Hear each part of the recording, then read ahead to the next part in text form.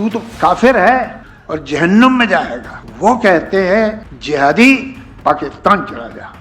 अब अगर मेरे पास सिर्फ चॉइस पाकिस्तान और जहन्नुम यानी नर्क की है तो मैं नर्क ही जाना पसंद करूंगा।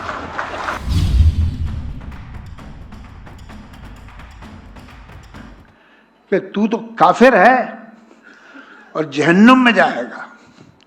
वो कहते हैं जिहादी पाकिस्तान चला जा। अब अगर मेरे पास सिर्फ चॉइस पाकिस्तान और जहन्नुम यानी नर्क की है तो मैं नर्क ही जाना पसंद करूंगा। अगर यही बस चॉइस है तो हुआ ये कि जब से मैं मुंबई तो मैं आया था 19.5 साल का था। आज जो कुछ बना, जो कुछ मुझे मिला, जो कुछ जहाँ भी तो पहुँचा, ये सब मुंबई की महाराष्ट्र का कर्म है। वो तो मैं 7 जन्म भी नहीं उतार पाऊंगा। तो इतने ये पहले तो हम दूसरे कामों, ये पिछले समझिए 30 वर्षों में कुछ होश आया कि भाई ये सब भी सोचो क्या हो रहा है देश में। तो ये सब बातें शुरू हुई तो हुआ ये कि पिछले 30 वर्षों में 4 बार मुझे पुलिस प्रोटेक्शन मिला और मैंने मांगा नहीं कभी। मैं जब घर वापस आया किसी रिकॉर्डिंग से, शूटिंग से, तो देखा पुलिस बैठी हुई है। तो हमने भाई क्यों? तो कहने नहीं, वो हमें कमिश्नर साहब ने कहा है कि आपको थ्रेट परसेप्शन है तो हम आपको बिठा रहे हैं। 4 बार में से 3 बार मुझे मुल्लाओं की वजह से मिला है। ये बिल्कुल रिकॉर्ड पे है। पहली बार जब A.N. रॉय साहब थे यहाँ के चीफ ऑफ द पुलिस, उन्होंने दिया था और तभी मेरी उनसे मुलाकात हुई। मैं तो जानता नहीं था, मैंने ऐसे तब तक कोई काम किए नहीं थे कि मुझे पुलिस से मिलना पड़े। और ये 3 बार के बाद एक बार ऐसा हुआ कि दूसरी तरफ से आ गया और जो इल्ज़ाम मुझ पे लगा था वो ठीक नहीं था। तो मैंने सोचा अब ये 20-25 लोगों को मैं कहाँ अलग अलग जवाब दूंगा और मैं बताऊंगा कि मैंने क्या कहा था और क्यों कहा था। तो मैंने एक आर्टिकल लिखा, वो तो मैंने इंग्लिश में लिखा था, लेकिन मैंने सोचा कि इसे छपना कहाँ चाहिए और मेरे ध्यान में आया एक अखबार।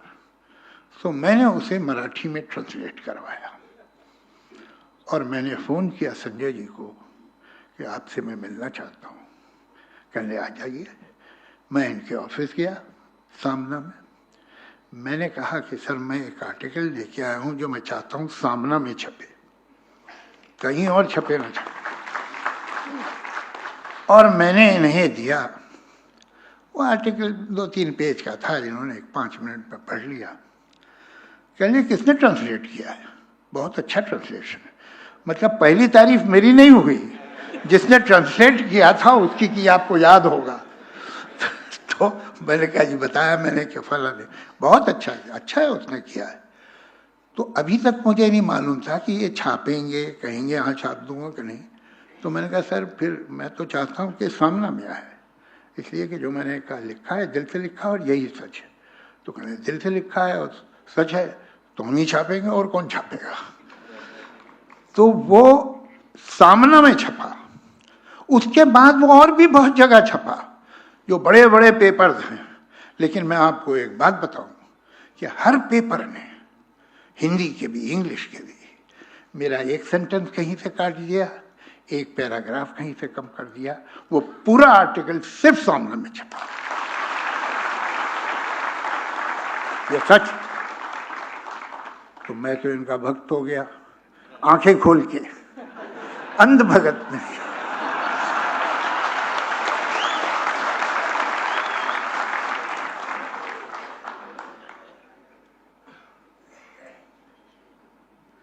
उस दिन ये फैसला हो गया था कि अगर ये कभी जेल गए और फिर उन्होंने जेल के बारे में किताब लिखी और उसका विमोचन किया और मुझे बुलाया तो मैं जाऊंगा। उसी दिन ये फैसला हो गया। क्या वजह क्या है? आप देखिए, अगर ये जेल का भी इतिहास बड़ा अजीब है। सारी दुनिया में न जाने कितनी बड़ी बड़ी किताबें जेल में लिखी गई हैं या जेल के बारे में लिखी गई।